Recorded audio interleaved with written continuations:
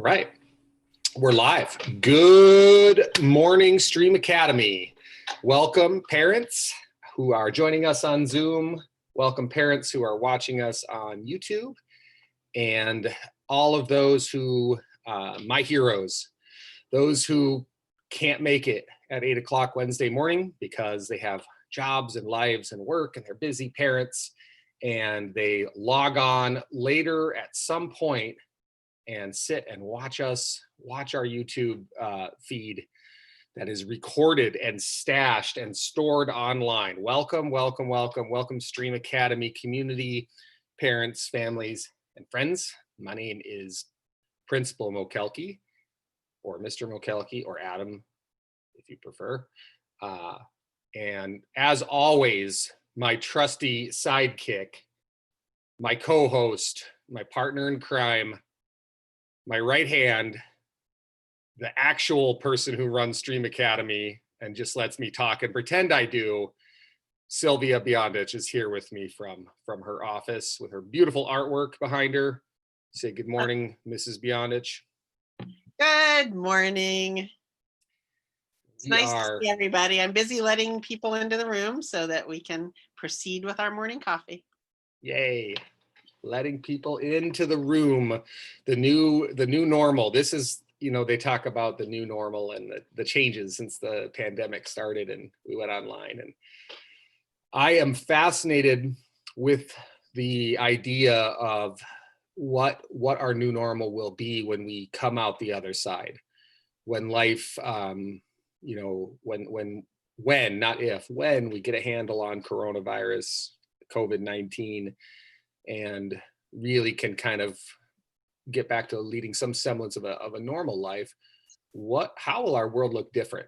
How will school look different? I'm fascinated by this idea, and I'd love to hear your ideas.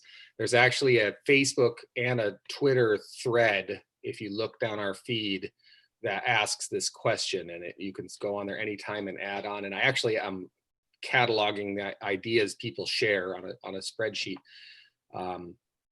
And working on just kind of trying to capture that. How will our world look different? How will education, I think education will be forever changed. There'll be things that will be different forever. One thing I'm really proud of is that Stream Academy was, sort of on the leading edge when everything changed last March. And that's because since we opened, we have always had our classes and our content available on Google Classroom, as well as our face-to-face classes. So teachers have always used Google Classroom to post assignments and to accept assignments, even do quizzes, videos, share lessons, and to keep that sort of asynchronous option. And so that really benefited us. And I think that's going to become an embedded part of public education that, that's ubiquitous. But anyway, I'll stop philosophizing and get to some more nuts and bolts things this morning. I see Mrs. Beyondich is still letting people in. It is Wednesday, August 5th. It's August already. And normally this is the time of the year that we're really ramping up. I usually try to leave our teachers alone when I'm back at work in July for the most part. And in August, I start to send out a lot more things to prepare them for what we're preparing for, to get ready for kids coming back. And of course, like I said, that all looks different. It's a different world now. So I do want to talk this morning about what school will look like when we open in the fall. And of course, give opportunity for lots of questions and lots of dialogue from parents. So hopefully you saw the announcement after ASD made the decision to start the year virtually. What I started, Mrs. Beyondich and I really started to collect and feel from parents and from our staff and students is a lot of anxiety over the uncertainty, right? So I think what people really want is certainty. They want to know we're starting face-to-face and we're going to be able to stick with that. And that's hard to promise right now. Or they want to know if we're starting school virtually, that we're going to stick with that and we're not going to disrupt everyone's lives midstream, mid-quarter. And so we spent a few days sort of wrestling with the anxiety and uncertainty around that. And we just made a decision as a charter school, because we have a little more autonomy being a charter school.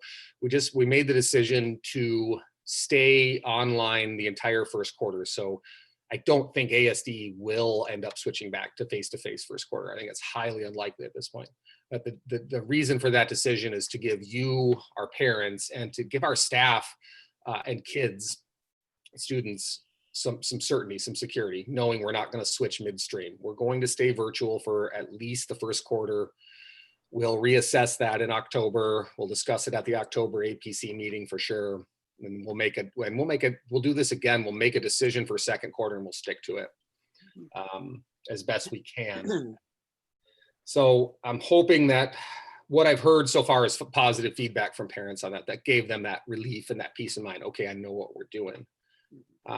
And then, we're still moving forward with the schedule we've built. Students will have 3 classes per quarter, and that'll switch. Second quarter, they'll have the opposite classes. So I blocked our schedule in math science blocks or language arts social studies blocks. And the reason is because those subjects go together really well for project-based learning, which is what we're all about. And then the third class that's blocked with those is I hesitate to say it's an elective, because it's what we're calling it is mission and vision class. Right. And if you've seen, can you throw the 3 circles up if you have them handy, Mrs. Mianich? If you've seen the little 3-circle triple Venn diagram we use, that's what I talk about when I talk about mission vision. It is project-based learning, outdoor and experiential education, and STEM. And we try to integrate those 3 as much as possible. So that third block students will have with their math science classes or with their language arts social studies class is an elective, but it's an elective designed to be continuation of things they're doing in those other classes. And so project time and deeper learning time, if that makes sense. So if your child has math science and the elective first quarter, they will switch to that for second quarter. So that's what first quarter will look like. We have one of our awesome teachers, Miss Kotelman. She's brilliant and does a lot of planning, deep level kind of curricular planning for us. She's one of the teachers that opened the school with us. And she and our counselor have been working on a plan for induction week. We're calling the first week or so of school induction week. And so we're going to really dive deep that first week with kids in helping them to get set up for online learning. And if you know Miss Kotelman or you've worked with her at all, you know that we're in good hands with her planning that. So we're not going to jump right into curriculum the first week. We're really going to work hard on trying to build community, trying to build online community within our cohorts, establishing expectations, establishing relationships, getting to know teachers and students, getting to know one another and getting comfortable, and understanding the structures and expectations that'll go with that. So that's what the first week of school will look like.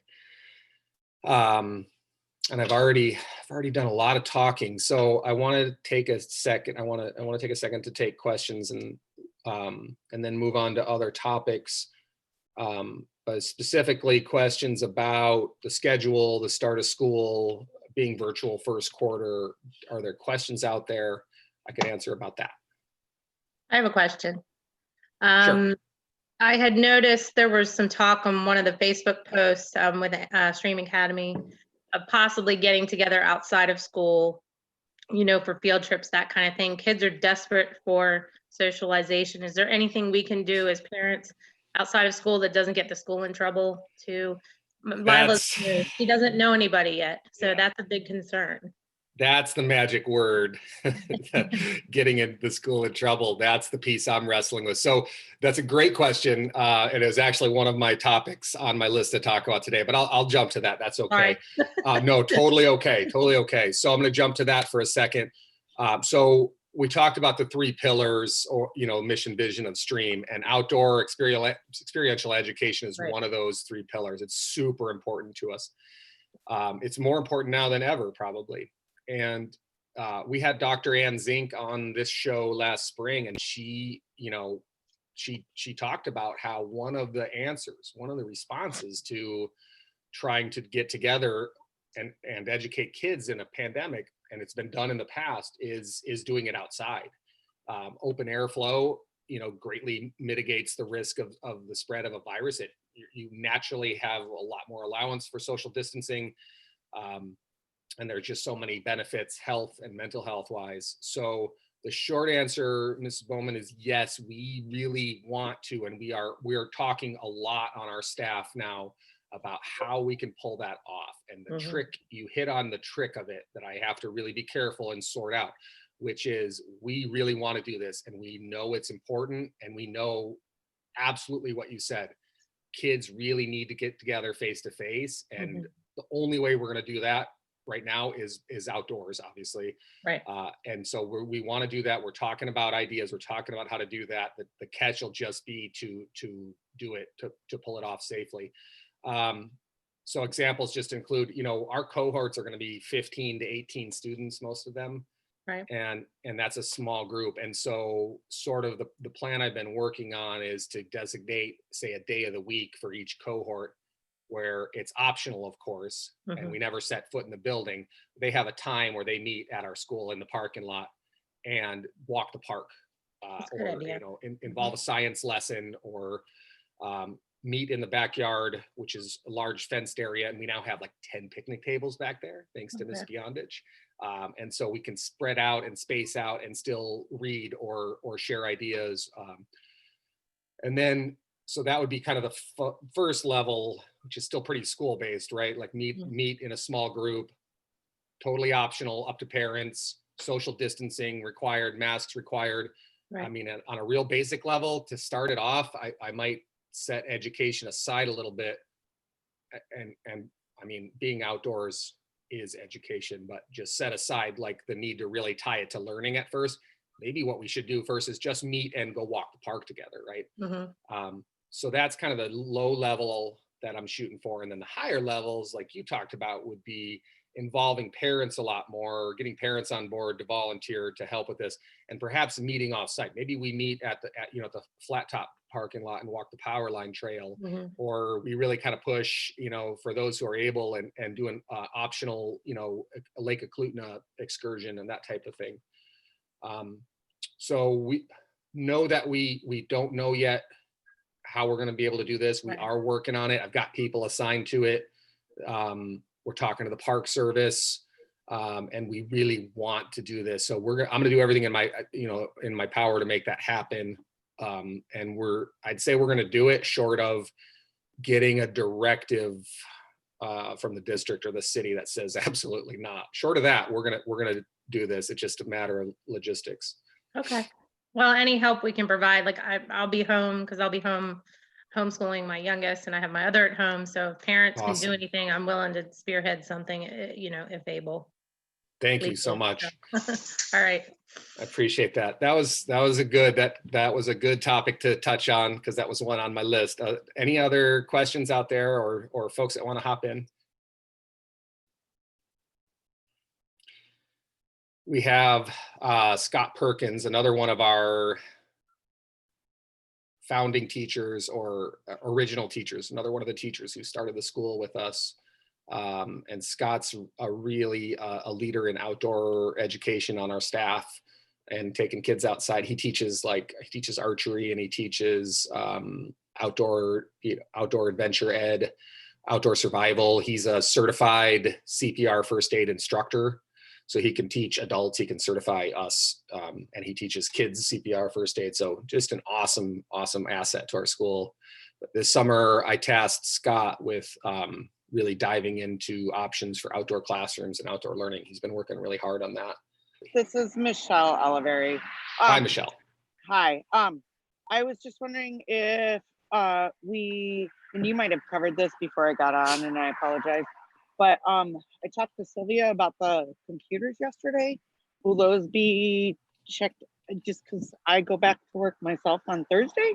So I was wondering if that's going to be done before school starts or after we're all back in, like teachers are back in school as well. Thank you. You folks are doing a good job of asking. It's almost like we planted the seeds here and like told people, ask me about this and this, so it feels more natural, because those are another thing that is directly on my list. I do want to make sure parents know some messaging came out from the district, and so I know this is a little difficult sometimes, but for charter schools, sometimes the messaging that comes out for the district doesn't exactly fit with what charter schools are doing, because we have autonomy to do some things our own way. And this is one of them. So some things went out for the whole district for neighborhood schools about tech that, doesn't really apply to us. We have the technology to be one-to-one. And that's been, since we opened the school, we've marshaled our resources, we've budgeted more money to make sure that we always had one-to-one Chromebook to student ratio. So what that means for you is any stream student who wants a Chromebook from us will get one. Mrs. Bionich ordered really nice laptop bags to go with them, and we'll check out a Chromebook. I mean, if we needed to, we would literally check out a Chromebook to every single one of our students. Some students have devices and that won't be necessary, but the question was, can we do that before the first day of school? I'm gonna defer to Mrs. Bionich and see what she thinks. I think yes would be my guess, and like we can start checking those out pretty quickly. And I don't see why we would wait. What do you think, Mrs. Bionich? Yeah, no, we can't wait because we have to have our kids log on that first day of school. So we'll definitely be doing it before school starts. It's not going to be this week. So, and if you need me, Michelle, or anybody to drop it off on your doorstep, I'll do that. I'll drive it to your house and drop it off for you. What we do have already on our Facebook page, on our website page, is the electronic form for you to fill out so that you can let us know that you're in need of a device. So if you just go onto our website and click on it under Stream News, the one that says free delivery, then we'll get you on the list and we'll connect with you somehow. Either you can swing by and pick up the stuff that we have for you and your student, or I'll drop it off on your door, whatever is the easiest for your family. Thank you, Miss Bionich. You are amazing. We got your back. She's pretty amazing. We do, and that's. I mean, we're very service oriented at Stream. I hope you all feel that, and I think people do. I think people get that, and it's something they appreciate about us. We're here to serve. We're here to make your school experience as positive for parents and for students, as positive and rich and enjoyable as we possibly can. So that's what we're all about. There's a question in the chat box. Is there assistance with internet costs by the district? By the district, yes. And so we should be, our students and our families should also be eligible for that. We have not yet totally sorted through how that works, but we'll help you. So just email or call Mrs. Bionich or I, and we'll get the ball rolling on trying to get help with internet if that's what's needed. I understand they're doing it differently this year, where they're working directly with the companies and not trying to do the hotspots or the little Wi-Fi things they were checking out. Instead, they're working with the companies to have internet installed and have the district support that. So we will definitely help bridge that gap with families who have that need. They just need to touch base with us, and we'll explore that with the district and see what we can do. But yeah, this doesn't work if, I mean, I've listened to a lot of podcasts and read a lot of stuff all around, this whole thing all these things we're grappling with, right? With equity, that's really kind of held up a mirror. Like the coronavirus, the pandemic has held up a mirror to us in a lot of ways, and equity is a major area where we as a country and we as public education have really had to face that mirror. And so I've heard this refrain a lot this summer, that broadband internet has become an essential service, right? It's no longer a luxury. It's no longer, something that you can do without. It's almost like having running water, because of the nature of our work and the nature of school. And the concern with that, the real backing behind that is that, you have essential inequities with public education. If families don't have access to broadband internet, you're essentially creating, a huge inequity and a huge gap. And that's really concerning. So my hope is that we'll continue to work with internet providers, not just in Anchorage, but across our country, to make sure that everyone has access, because it's fundamental to our lives at this point. We've realized that.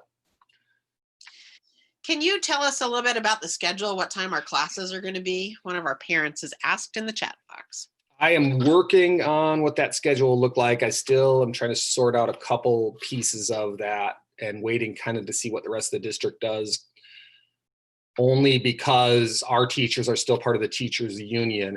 And so lunch is a piece that they're guaranteed in their contract that we honor, of course. And so I'm waiting to see what happens with lunchtime and what leeway I have, because my preference for our school schedule when we come back face to face. So sorry, let me take a step back. Our virtual schedule is going to match as much as possible what our regular school schedule would look like, so that when students are able to transition back face to face, if they had, period 1 at this time and period 2 at this time, it'll be similar. And so the short of it is, what I'm waiting on is I would prefer to have lunch come at the end of our day and not break up that shorter day that we have now, that 5.5-hour day. What that means is I will ask teachers to build in, along with the mandatory breaks that we build in, we have 90-minute blocks. We did 90-minute blocks before the district went to this model. So we're comfortable doing 90-minute block periods, and we mandate brain breaks during those 90-minute blocks. So kids will have 2 opportunities to get up and to move, and most likely to go outside. So what we'll have to do is build in snack, and the school will have to provide some, and then we'll look to parents, volunteers to help provide, snacks if we end up having lunch at 1 o'clock, for example. I think that would work better. So I'm just kind of waiting for some clarity on that. Other than that, the schedule is pretty close, pretty well set. It'll run roughly when we're face to face from 8 to 1 or 1:30, depending on the lunch requirement. So for the virtual schedule, what I'll ask teachers to do, and they come back next week and start working in earnest, what I'll ask teachers to do is have their classes meet during the 90-minute block they would be scheduled for. So for example, if I'm teaching language arts, my first period language arts would be from 8 to 9:30. I'll have teachers meet during that block. So I won't ask teachers to do a full 90-minute block online. That's a little much. It'll probably be closer to half of that, but their meeting will be scheduled within that block, and you'll get those schedules. They'll do them by grade level and we'll send them all out, but you'll get that schedule to where you have first period from 8:30 to 9 or 8:30 to 9:15, and then your second period, your other class will meet between 9:30 and 11, if that makes sense. We will have all 3 classes. That includes the project block. So likely what teachers will do with the project block is, again, that'll be an extension of things they're working on in math and science, or things they're working on in social studies, language arts, and it'll be an extension. It'll be more project based. So for online, that might mean breaking students into groups to work on their projects and that type of thing. Good question. So parents want to know, when will they actually get their students' schedule? Our counselor, so our counselor our teachers aren't back on contract yet. So the only people actually working right now are Mrs. Beyondish and myself. And so I've done a lot of the work on our schedule and a lot of this work in preparation, but I can only do it up to a point, and then I have to wait for other folks to start work. And they all start work next week. Our counselor actually is coming in either Thursday or Friday to work with us and get ahead of some things. And our special ed director is as well, coming in earlier. So we do ask some staff to come back a little early. Teachers' first day is next Thursday.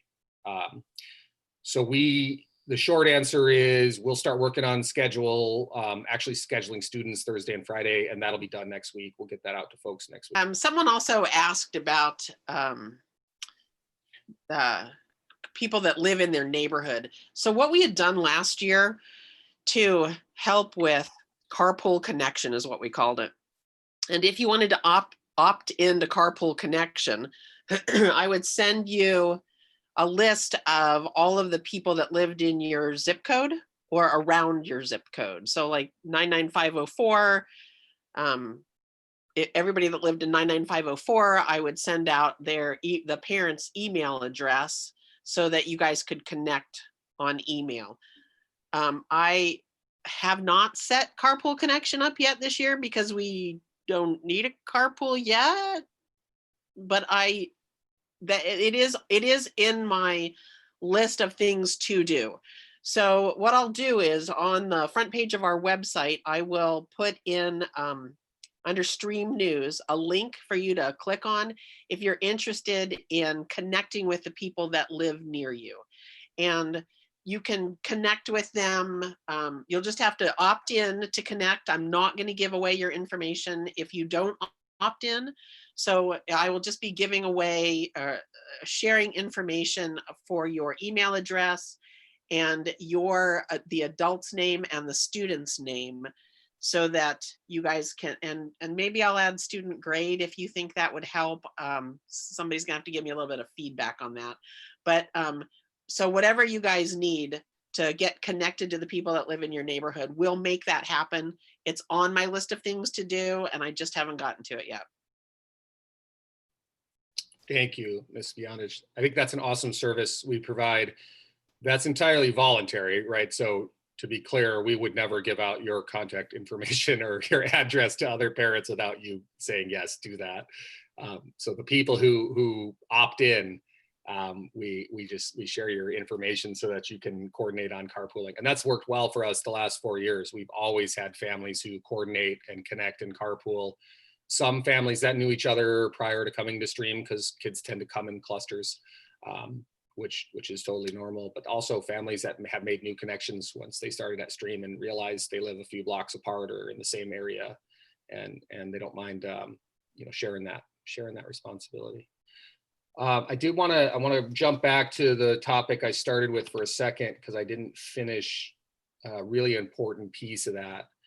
So I want to go back to, we were really feeling a lot of angst around school starting from you folks, from all of you, and from our teachers too. A lot of and I think a lot of it is just uncertainty. So what we really try to do is strip away as much uncertainty as we could, and give some clarity and some really positive things to look for. And one of those was making the decision that we'd stay online, even if ASD, switches mid-quarter.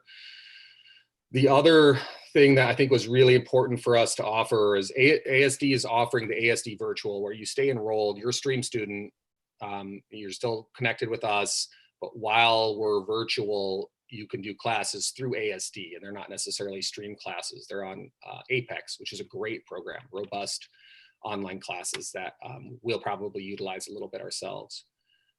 But that seemed to be something that was a little scary and confusing for parents, to work through this completely separate program. And then we had a lot of parents, I think, that, were uncertain if we came back face-to-face too soon. For parents, they wanted to know that they could keep their students virtual and keep with their classes. And so initially, that wasn't something that, the district was planning. But because we're a charter school and we're small and we're nimble and agile and we're here to serve, that's the second piece, I think, that really is helping people out and giving people some peace of mind. What we're offering is when we come back face to face, when the district decides, and it's after, after the first quarter, and we come back face to face, parents who aren't ready yet and aren't comfortable with that yet, we're going to allow those students to remain in their stream classes, if they're in stream classes in their cohort, and allow them to stay virtual until you're comfortable, and sort that out with you. So you won't have to do an ASD separate online course. It's not, that's not with other stream students. You'll do your stream courses. What that will look like is all of our classes will be in Canvas. So every class they'll have a Canvas platform for that. And when we come back face to face, we'll continue using Canvas as a supplement to our classes. That's what we've always done. We've used Google Classroom in the past for that, but we've always had that supplemental, that the online piece of our classes side by side with the face to face. So we'll continue doing that. So when we're back face to face, Miss Drager's 6th grade science class will meet face to face every day, but she'll continue to have her lessons and have her activities and have things in Canvas. We'll continue to upload videos, upload assignments, and that type of thing. And so what we envision is, for families that just aren't ready when the district says we're ready, they'll be able to continue doing the work in Canvas, checking in regularly with teachers. And what we're exploring is how to get that to continue to be live. So what my hope is that we can offer, like, just get on Zoom. We're in class face to face, and the kids that are still at home will hop on Zoom and get to participate live. So I just wanted to clarify that piece, that when we do come back face to face, we'll work with families that aren't ready, that aren't comfortable, and we'll make it work for you.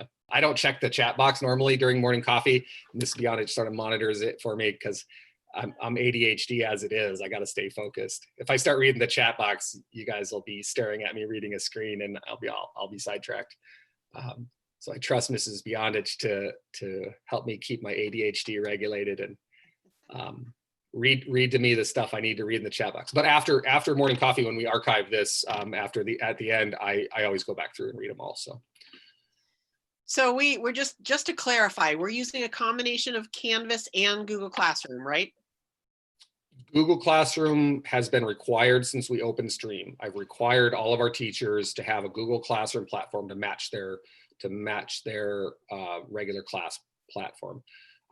And we are shifting that to Canvas. So Google Classroom won't be required for the first time in our school, because now Canvas is required. We're moving to where Canvas is the main platform. And we made that decision because there's so many more resources.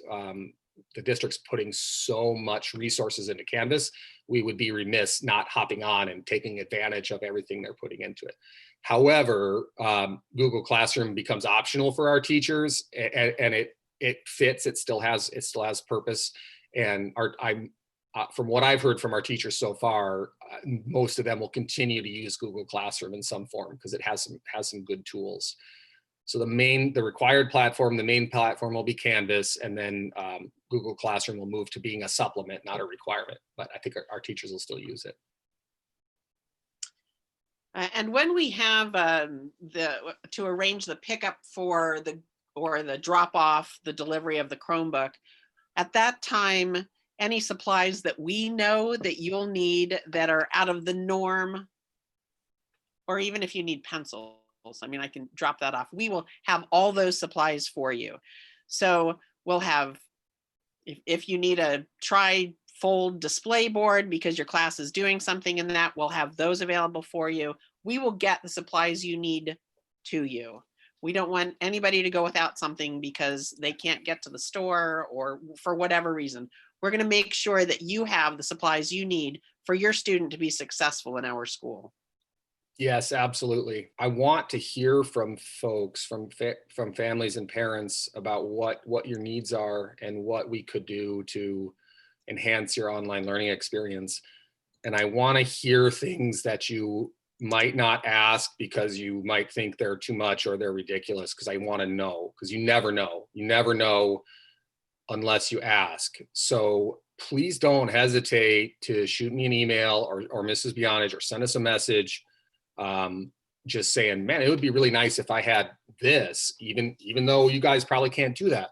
I want to get a better sense of what, the range is of things that we could do, or that that folks need, that could make an online learning environment better. And so an example I'd give is a desk, right? I probably can't buy desks or nice little tables for all of our families. That might be prohibitive, but I want to know that. I want to know if a family doesn't have a nice little workspace like the one I'm sitting at in my living room, because maybe I'm not going to buy 150 of them, but I'm not ruling out buying 10 of them.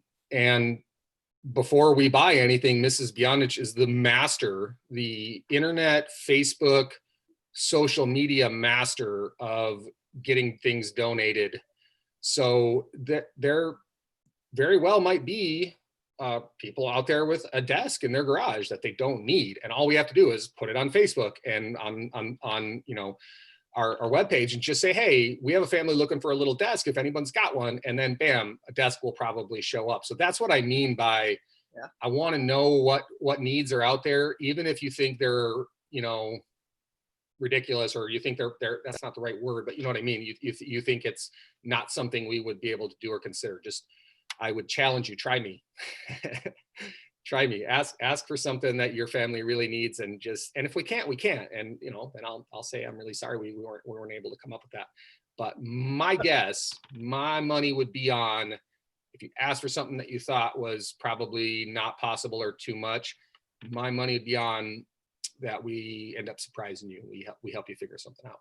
We have a very generous community and a very generous amount of people that are connected to our school, whether it's through our 501c3 or whether it's former students.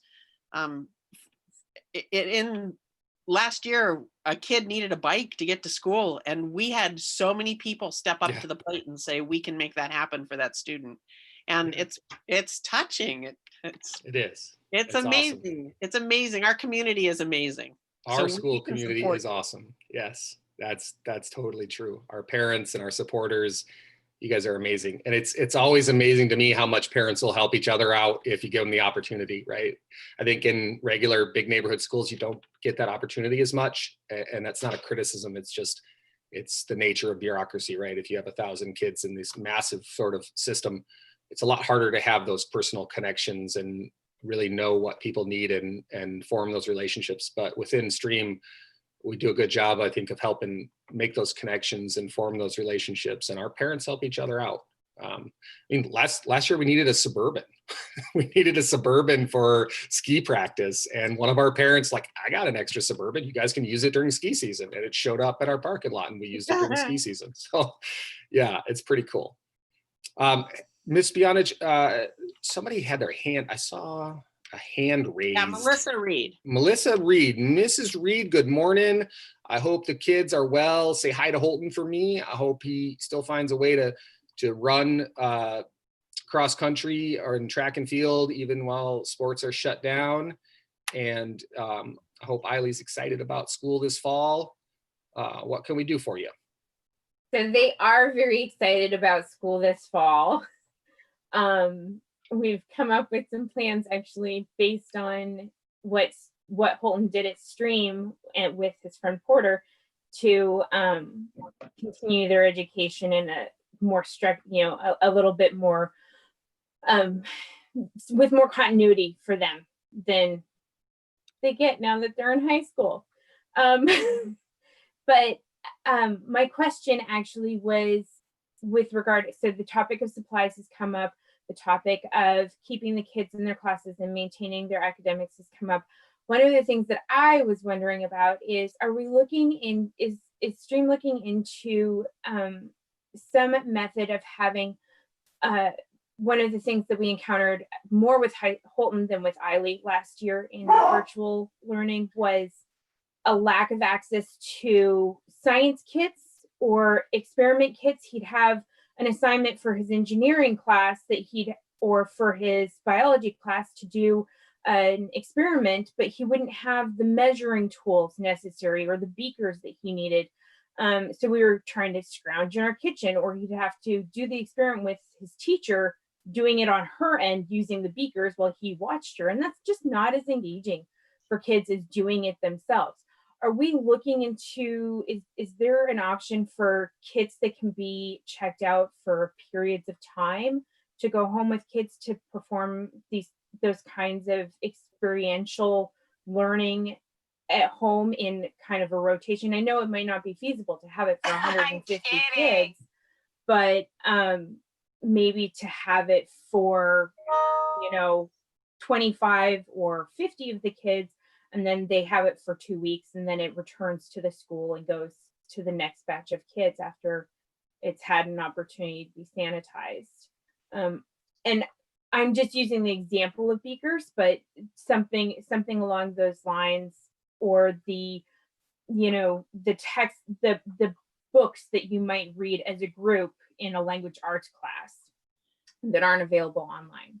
Yes, Melissa, that's an excellent question. And yes, we have talked about that, and that will happen. So if Mr. Holzapfel's class needs the microscopes, then we'll have microscopes delivered or arrange pickup. If your student is going to participate in the Battle of the Books competition with Ms. Kotelman, then we will get those books checked out to that student. And then, of course, when whatever item it is that we have loaned out to a student comes back to us, then we have to follow the protocol for, it has to sit for 3 days, and then I have to get it cleaned, and then we'll get it to the next person. So yes, we have already thought about all of those things, and all of the supplies that you need for your student to be fully engaged will be available to you. Awesome. Thanks. Along the lines of that question about resources, and then just the previous sort of thought I was sharing on, we really want to look outside the box and be creative. We put a Facebook thread up a while back. I'm going to share it. Sorry, Ms. Bionage, I know you just shared your screen, but I'm going to share this. And I shrunk the column of the names so you don't have to, they're on Facebook, but so we actually have been compiling the responses from that Facebook thread. It was such a rich thread. And for number one, for those of you who shared your ideas in that thread, I can't tell you how excited I was. I texted Ms. Bionage, it was, like on the weekend or whatever. I'm like, you got to look at the Facebook posts. People are sharing these great ideas. So for those of you that shared your ideas and your thoughts on the Facebook thread when we posted, thank you, because it's super good to hear these really concrete things, ideas from parents, from families on how we can help and what we can do. And I wanted you to see that I take the credit. Mrs. Bionage is compiling these on a spreadsheet for me. And you can see is titled Ideas from Facebook Conversation. That thread's still on our Facebook page. And so maybe, Sylvia, maybe we should pin it back to the top for a while after this to make it easy to find. We can pin it again. That thread's still live, and so you can still add to that, and we'll add to this list. So we've got this running list of, in response to, think outside the box a little bit, what could we do? And just some great feedback for us. One-on-one connections instead of just Zoom to stay connected. Yes, we're going to spend the first couple days of school. Your first day or two of school is going to be an appointment with your teachers to talk. So we're going to call every single one of our families. Every single one of our students is going to get a phone call and an appointment to just talk with their teachers about what things will look like, about how this will work, how we can support you. And that personal check-in is going to be a critical part of what we're doing. A phone call to check in and see if they can help. Yes, that's happening. Same schedule every week. And some ideas on how to do that schedule. Yes, absolutely. That's a great idea. And we're doing something pretty similar to what that person suggested. Zoom class where the teacher is actually teaching as if the students were there. Yes. One of the biggest things we've heard from parents is they wanted more synchronous online learning, right? They wanted more not office hours and asynchronous or sort of offline work. They wanted more like face-to-face class. And so we will be doing that. You'll have For at least each of the 2 core classes, you'll have that class with your teacher 4 days a week, Monday, Tuesday, Thursday, Friday. So students will have a set schedule, 8:30 a.m. I've got language arts with Miss Kotelman. And then at 10 a.m., I've got social studies with Miss Gable, and that's 4 days a week. Wednesday is an e-learning day. We won't do anything synchronous other than morning coffee on Wednesday. So yes, that's going to happen. Class meetings, teacher teaches part of the Canvas. That's that synchronous thing. Yes. So there's just some great ideas on here, and about making connections, about face-to-face, about, lots of things on here like this one. Could we have small group outings, please? And Ms. Bowman brought that up earlier. Yes, we're going to do everything in our power to make that happen. So I just wanted to share that real quick. That could I ask Yes. a question back with that? Wondering, when the teachers are actually teaching a class, will that be recorded? Will there be any access that parents will have? So example, like during the day, I'm going to be working myself. So, but at night or in the evening, I could access that instruction. So if I'm not clear on something, I could go back and say, oh, okay, this is how she wants this done. Or just wondering if that would be something that would be possible for parents. That's the goal. That's my hope. The hang up on that is the laws around that. Basically, the district is sorting through the legality of recording a session that has students' faces on there, their identifiable information. I have a pretty strong sense that, the district will come back and say that it's allowable under certain circumstances, and we'll just have to be careful with that. So like, you would never post that in an open public access type of way, but you would put that, say, in Canvas, to where parents, which is, I understand, another benefit of Canvas, right? That parents have better access than they did with Google Classroom. That was a hang up for parents, like they couldn't really be in Google Classroom. And you can in Canvas. So I don't have 100% answer for you yet, Nikki, but I have about a 95% sure that we're going to be able to record Zoom sessions, and then they'll be available in Canvas. So yeah, you can go back through and watch them. We're going to take attendance. I think another whole topic or thread of thought is, I think we did a good job last spring considering the circumstances. This is not last spring. This is going to look a lot different than the emergency response triage and really quick shift to online learning that we did last year. This is something that we've now had 6 months to be prepared for. And I personally have spent the whole summer obsessing over and talking to all of you about it and planning and trying to, enlisting our teachers. We've had teachers working over the summer that have chosen to work over the summer and take on specific duties we've talked about. Like, we're going to be ready for this, and it's real school. We're not doing there's no optional involved. And so, our teachers are going to take attendance in those Zoom sessions, and we're assignments are going to be graded, and students will earn grades. And so this is for real. It's going to be, I think, rich and awesome and engaging. And I also, it's not optional. So I'm going to jump in here real quick. We keep getting this question, and I want to just make sure we get this answered. If you've already done online registration and you did it anytime after it opened at the beginning of May until now, if you've done it, you're done. If you need to edit your online registration, because you have a kid that goes to another school and you want them to do ASD virtual, we don't want you to do ASD virtual. We want you to stay with us virtually if you need to be virtual. But, and that's because then you have a stream teacher. But if you have a kid that goes to Bartlett and you want them to do ASD virtual, then you just have to go back in to Parent Connect and edit the online registration and choose it. It's really super simple. It's clicking a button. It seems like it's way too simple and how could you possibly have done it? But it really is that simple. So if you do need to go in and choose ASD virtual, then you can do that. But if all you need to do is online registration once in a school year. Also, you guys can absolutely call the school at any time and ask me a question one-on-one, because I have the phone forwarded to my cell phone and I have it with me all the time. You can call up until 9 o'clock at night. I go to bed at 9. Don't call after 9 o'clock. But call me anytime, because I am absolutely willing to help you navigate anything that you need help with. Also, Adam, our school times are set already for this year, right? Fairly set. I'm still figuring out the lunch piece and waiting for some clarity on that, just to be sure I don't go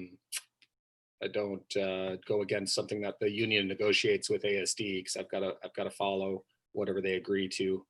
Right, but essentially we're 8 to 1:30, yeah. Morning, 8 Yep. to 1:30. Yeah. 8 to 1:30 is our school day, yeah. And we'll, my understanding is we'll stay at 5.5 hours for, I think, the duration of the school year, at least for the whole first semester.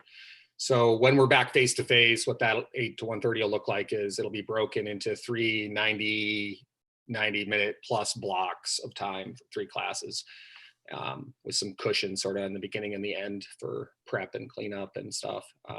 And then of course, within those 90-minute blocks, breaks, definitely we'll have, like we've always done, mandatory breaks. I just wanted to know that 8 to 1:30, is that standard for middle schools, or is that just stream specific? I don't think it's standard for middle schools. I'm not 100% sure what the other middle schools are doing. I went with that because our start time has always been 8 o'clock.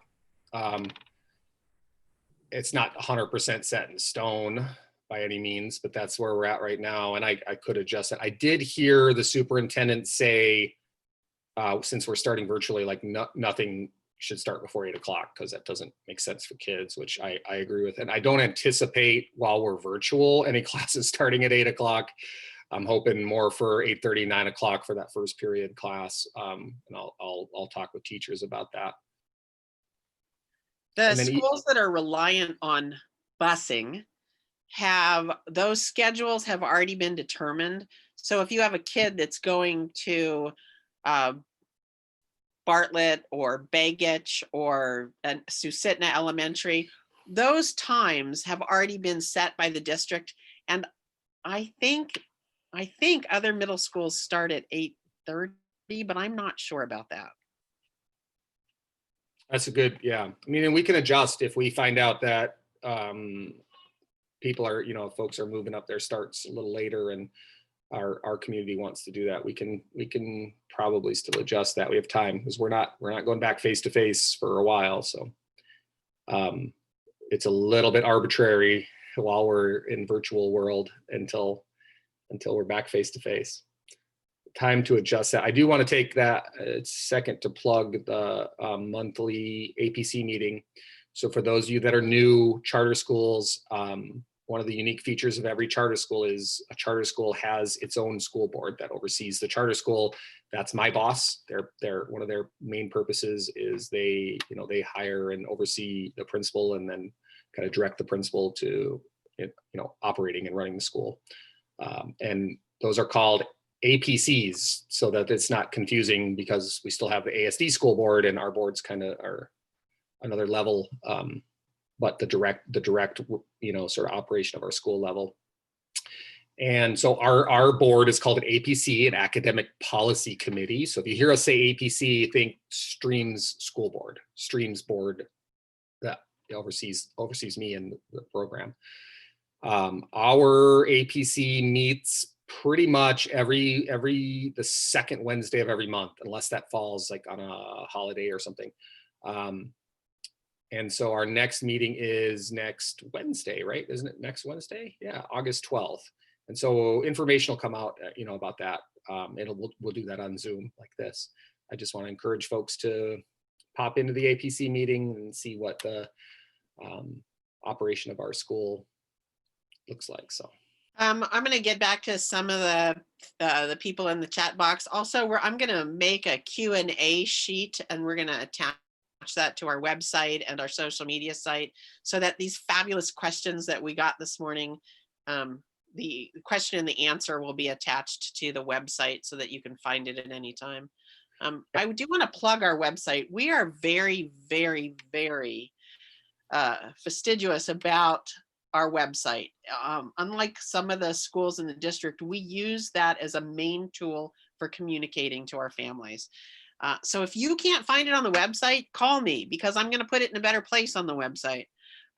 Investigate all the different channels at the top. If you want to see projects that our students did last year when we were in emergency triage education, and we weren't even grading kids, we had some amazing projects submitted, and we attached those under featured projects on our website. So you'll be able to see what some of our kids did, even though they weren't being graded.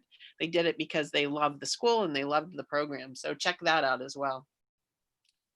So I'm not in a hurry to log off, so I'll stay on as long as folks want to stay on and ask questions and so forth.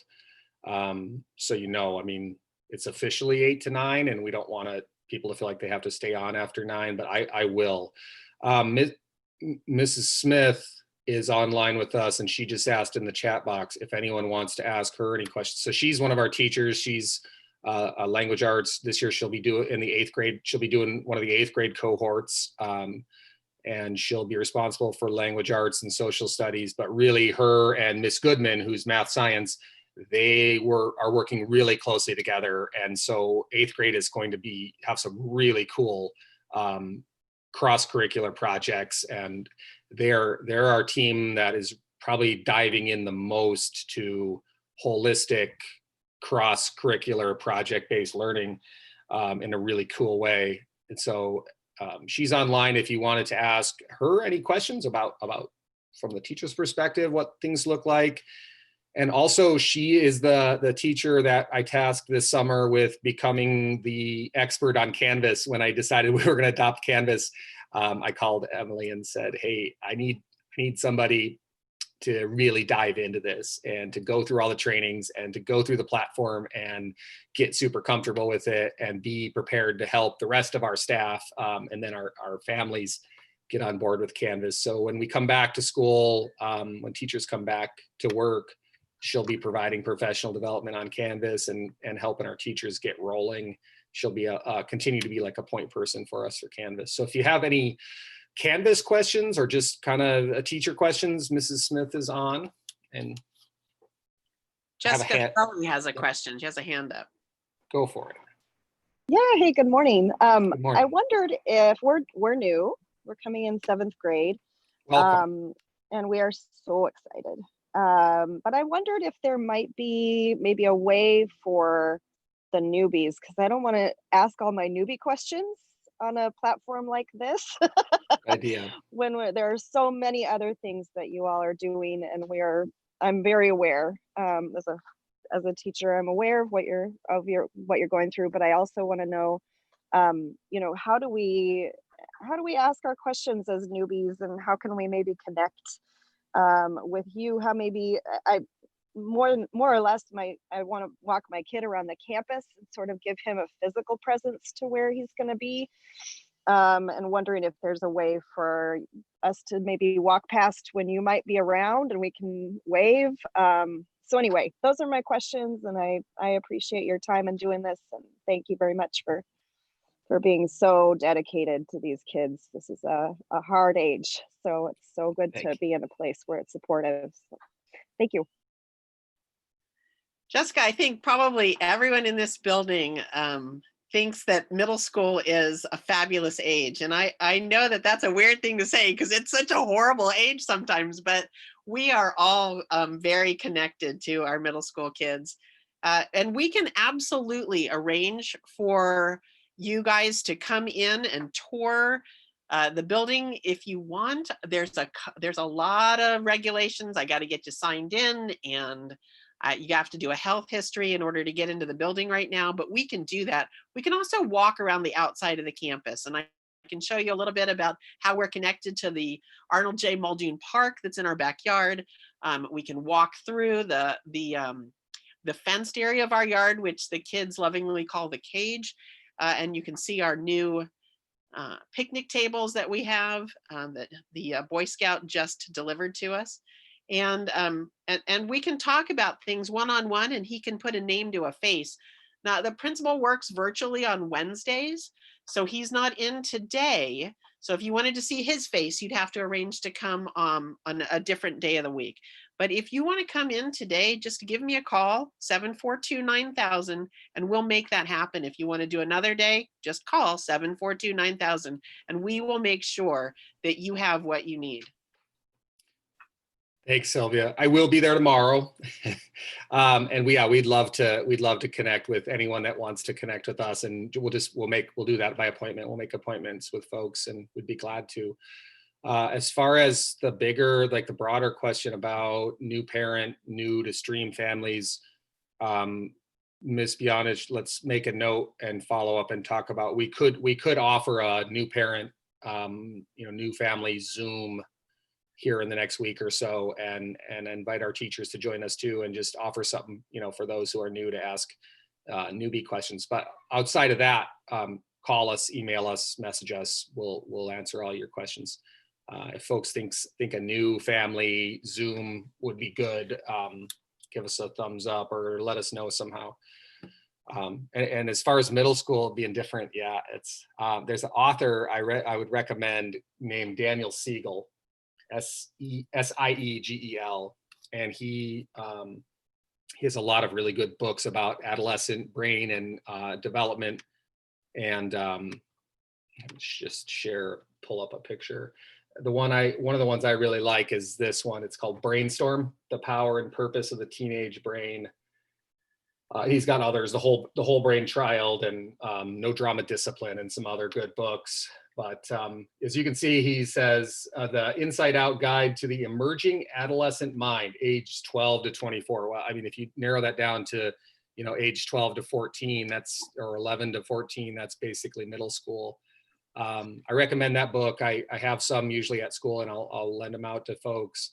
But and he's a doctor. He's a psychiatrist, and one of the things he talks about is there are two periods of life where the human brain changes and transforms and like grows the most. And one is like 0 to 2, right? Like from being a baby where everything's brand new, and up through toddler, like your brain is changing and growing and developing at such a massive rapid, like synapses are firing and connecting, new connections are being made all the time.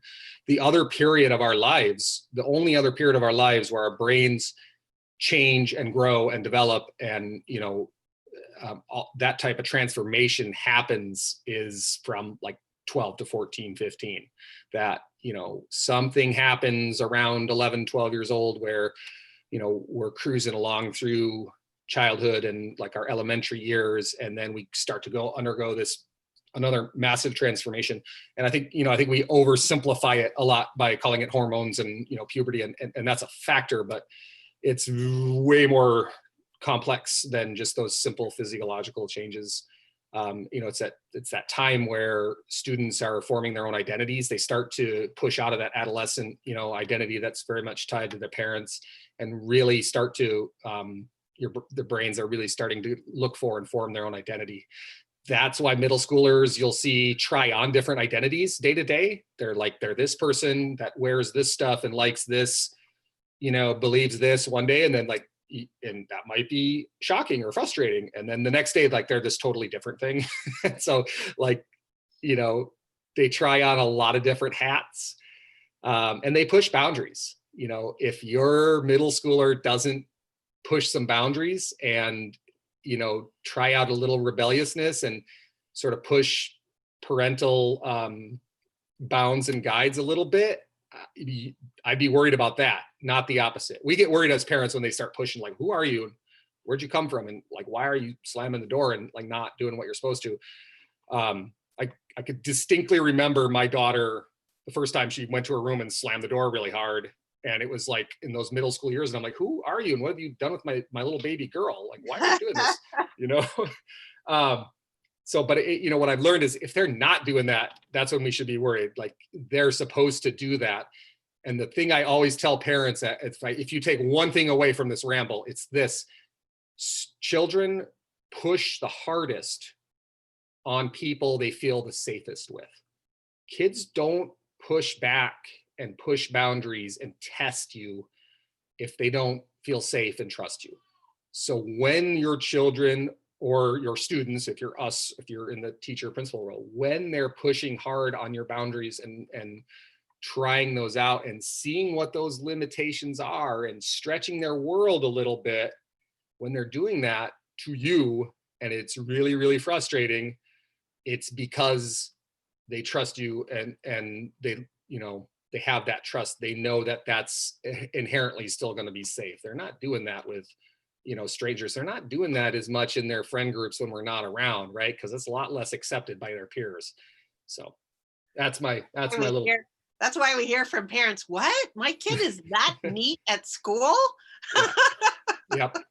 That's generally true. A lot of times when parents are having a lot of trouble with adolescents at home and they talk to us and our teachers are like, I don't know what you're talking about. They're great in class. You know, that's why, because they feel safer. That means they feel really safe with you to push those boundaries at home.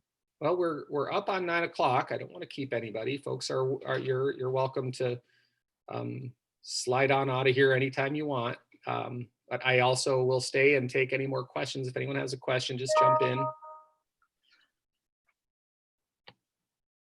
Quick reminder that we still have our fundraising mugs for sale. So if you want a fancy Anchorage Stream Academy coffee mug, they are only $20. They're in my car in the parking lot. I can sell you one. You just have to call me when you get to the parking lot so I can come out to you. I didn't even plug in for enrollment. I meant to. Our enrollment's looking really strong still, and that's a blessing because a lot of the entire district and a lot of schools are really, you know, enrollment's down. And why is enrollment down across the school district? Because people are super worried, and a lot of people are retreating to homeschool, which I get. I understand that. That's why we wanted to offer some more safety and clarity and structure. Because we didn't want families to feel like everything's going to be up in the air with stream, so I'm going to do homeschool so I don't have to worry about things changing. So that's happening, but our enrollment has stayed really strong. What we did see, surprisingly, we went from having a pretty healthy wait list in 6th grade to we saw a lot of shuffling in 6th grade and actually opened up a couple of seats. I think we have 2 right now, Ms. Bianich. I think we have 2 seats I could fill in 6th grade. So if you know any other 6th graders, especially girls, because we're a little boy heavy in 6th grade, I mean, it doesn't have to be, but especially 6th grade girls, we'd be glad to, we're outside of the lottery right now. So it's sort of open enrollment. So what that means is prospective family can talk to Mrs. Bianich and myself and just sort of interview, make sure the program's a good fit, and then we can accept a few students right now. I have a quick question about that. Can you hear me? Sure. Yes.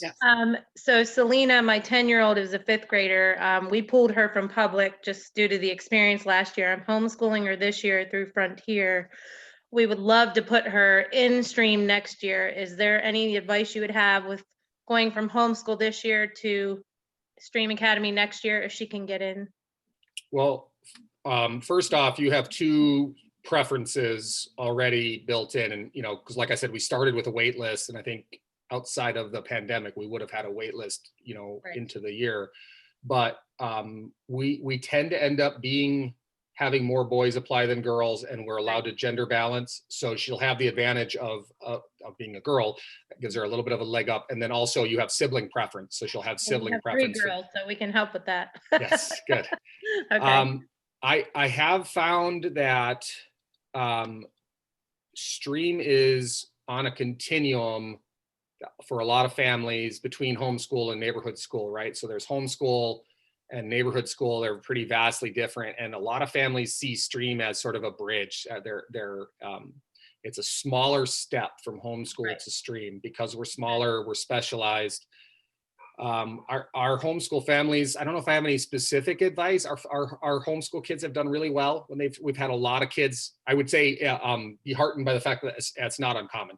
We have a lot of kids who come from homeschool to stream. Okay. Well, that's going to be the new normal probably after this year too. I just wanted to know if there's any hoops I had to jump through that I should be aware of before I put her back into public charter school next year. I don't think so. I think it'll be, we'll make sure it's a pretty smooth transition. Frontier's a good program. I've known Mr. Finkler for a long time.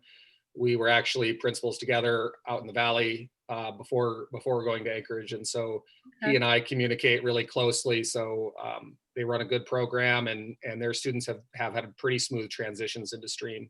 Okay, good to know. Thank you. Yeah, and because it's an Anchorage school district program, it's actually quite easy to transfer from that program to our program. If you were at Raven or Idea, it would be a little bit more complicated because you'd be outside of the school district, but you're inside of the school district if you're using that's what I'm learning. Partnership or Frontier or Paideia. Great, good to know. Okay. Adam, just one comment that when we were going back, sorry, I keep going back to this whole thing. You're okay. I know that, you know, that we're going to probably have questions academically. And so another thought was maybe that we could, within those cohorts, if parents are interested, we could share contacts so that in the evening we could email or drop something where we had kind of a connection with other families. So we could kind of help that direction. Yeah, I saw that you had put that in the chat box, and I wrote down cohort connection as well as carpool connection. Yeah. And so we can, if families opt in to sharing their name and their email address or their telephone number, then we can absolutely make a cohort connection just as easily as we can make a carpool connection. Okay. That's a great idea too. Yes, we'll work on it. That's one of the things I'll talk to teachers about is working to help facilitate that within cohorts, to help facilitate those connections. That's a great idea. Okay. Yeah. Is it a feasibility? This is Melissa Reed. Is it a feasibility to use the Facebook page, add a group in there for parents to be able to go in and just message one another? Maybe a parent is looking for help for their kid on a homework assignment on a given day. They can go into the group and post, is there another 6th grade mom or dad available that our kids can connect right now and work on this assignment? We're really struggling with it. So that we can connect independently to do those kind of study groups on the fly without having to have been in. Yeah. And that way we can take it on ourselves a little bit and not have it all be on the shoulders of the staff.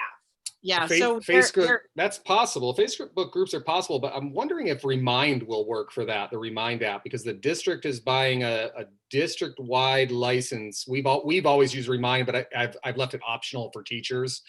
And what's cool about Remind is it's an app, and you can text messages back and forth to parents and students, and it runs through the app, so you're not actually using your own phone numbers. It comes from the app and to the app, and so it gives that little bit of that layer of you know, identity or whatever protection. Go ahead, Sylvia. There is a Facebook group that was set up year 1 in 2016 by a parent that I just actually found last weekend. And I'm going to call the person who's the admin on that, because the group has essentially been defunct. Nothing's happening on it. And so I'm going to call the parent that is the admin on that and see if she'll give me admin to it. And then we can actually start using that Facebook group actively again. Yeah, and I could see where we could help parents facilitate, you know, like cohort 6A, 6A and 6B Facebook group. If there's interest, we can help a parent set that up and then, you know, just kind of send that invite out to others and just say, hey, if you're on Facebook and you're in this cohort, join this group, and then it's optional and folks can chat. Those are good ideas.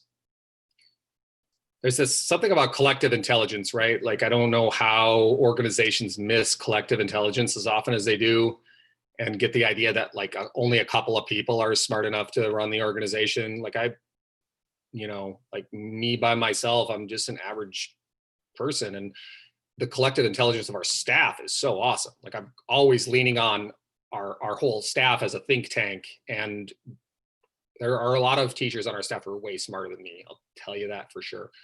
We got a few parents who I know have me Yeah. by leaps and bounds. Yeah. And then, then again, that was my next thought was, the collective, the hive idea, the collective intelligence of our school community.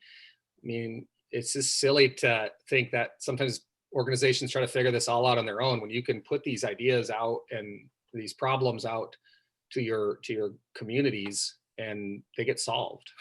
So it's funny, I'll beat my head against the wall against something for a month and then put it out to like our teaching staff and it's solved, or I'll put it out to our school community, our parents, and like, the solutions emerge. So it's pretty cool.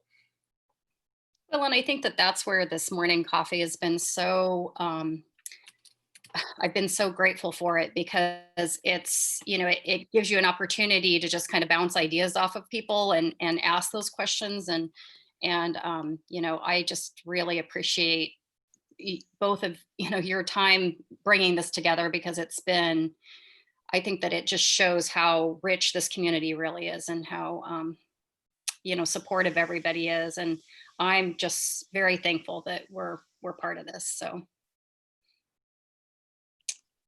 And look forward to meeting the new people, even though we're long distance for a while here. Thanks. Yeah, I appreciate that too. I appreciate having these opportunities to connect with everyone. I am going to stop the YouTube live stream. So for those of you watching on YouTube, going to stop that so I don't forget and say goodbye to our YouTube audience.